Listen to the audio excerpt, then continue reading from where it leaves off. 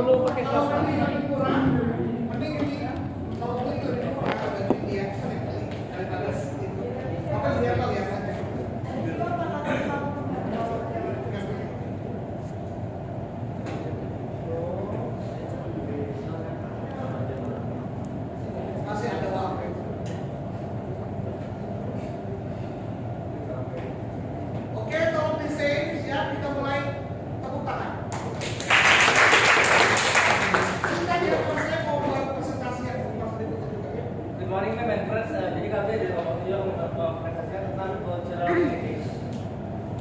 Jadi anggotanya ada saya, lalu ada orang Monica dan Noval, lalu Muhammad Noval.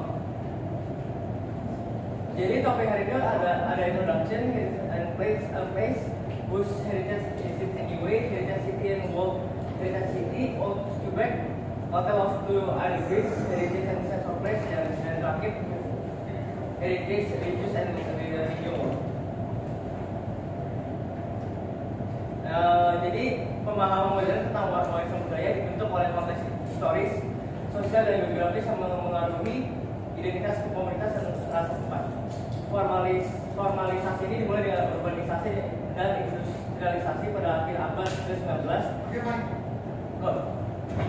dan berkembang setelah Perang Dunia Kedua melalui inisiatif pelestarian seperti Undang-Undang Fasilitas Sipil Belanda pada tahun 1967 dan Konvensi Warisan Dunia dari UNESCO tahun 1972. Tahun 1970 menyaksikan apresiasi baru terhadap kota-kota bersejarah yang mendorong keterlibatan masyarakat dalam pembangunan. Tidak seperti tradisi yang menghubungkan orang dengan objek tertentu, warisan mencakup konteks historis yang lebih luas. Studi warisan kritis mengenalkan pandangan kelembagaan tradisional yang didasarkan pada pengetahuan api Smith 2006, Waterton dan Watson 2015. Pada modul 1, ada fokus yang berkembang pada peran warisan dalam pembangunan berkelanjutan dan identitas kolektif. Redefining Heritage pada tahun 2014, karya Bazilman menekankan perlunya nilai yang beragam di bawah warisan untuk menghormati masa lalu bagi generasi mendatang. Oke, ini UNESCO ini program yang merangsai untuk Borobudur juga di preserve. Borobudur kan 9 kompleks termasuk yang ada di Indonesia tuh ya, semua UNESCO kan. Termasuk Bandung apa? Bandung apa?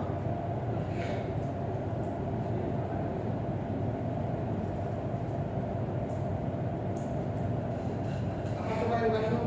Kalau Bandung apa mana? ASEAN itu. Ya, ASEAN. Berada terus dari yang bekas tahun 20 yang di dalam raya itu ASEAN. Ya, yang pada hotel Oman. Ya, oke. Lanjut. Asia Afrika. Yang pertama dari heritage and place itu warisan menurut definisi adalah warisan dari masa lalu yang ditujukan untuk masa depan. Warisan adalah produk masa kini yang sengaja dikembangkan sebagai respon terhadap tuntutan masa kini dan dibentuk oleh pasar tersebut.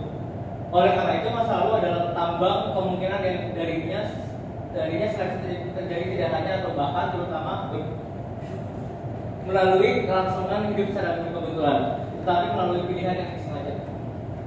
Yang kedua dari heritage and place, ini divisi kedua. Kreativitas dalam perencanaan warisan penting untuk menyeimbangkan pelestarian sejarah dengan kebutuhan kontemporer.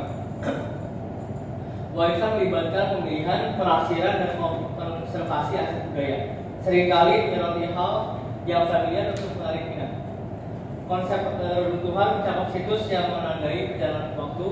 Fokus tradisional pada gaya klasik ini meluas ke berbagai bentuk dan periode.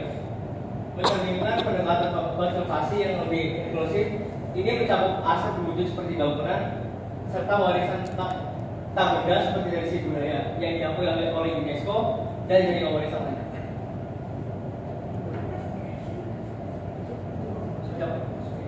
Whose heritage is it anyway? Itu partisipasi dalam warisan sulit diukur karena sifatnya yang luas dan beragam. Mencakup bangunan, situs, monumen, kawasan, kota, serta jalan sejarah. Selain itu, Sebagian besar akses warisan dapat diakses secara bebas atau setidaknya dilihat tanpa kontrol masuk. Fasilitas warisan memiliki kontrol masuk dan tiket dapat dengan mudah menghitung jumlah pengunjung meskipun bukan non pengguna, baik yang disubsidi maupun komersial. Perpustakaan adalah contoh yang baik dalam mengumpulkan data pengguna dan jenis penggunaannya. Pengertian yang kedua. Oke.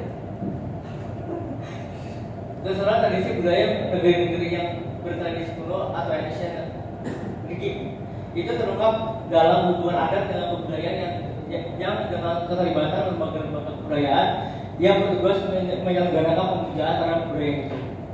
Hanya dapat dibangun dalam modalitasnya sendiri, di mana asas pengabdian budaya sudah ditanam sejak masa bayi dengan dorongan dari saksi adat istiadat keluarga.